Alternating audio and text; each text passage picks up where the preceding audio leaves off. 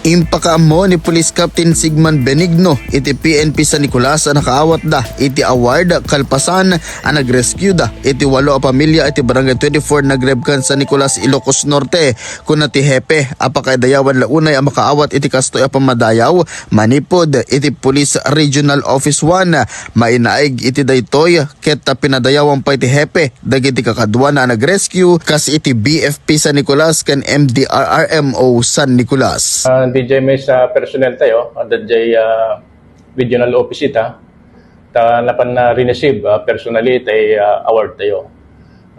DJ nga award, ket may panggap day di panag-rescue tayo, ti na-stranded dito Karayan.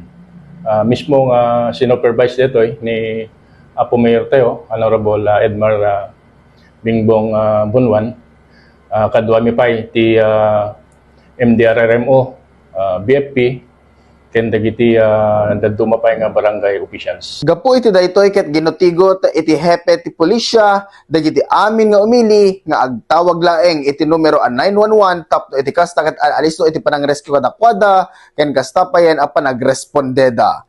Para iti IFM News, Idol Lawrence Corpus Martinez, Tatak, RMN.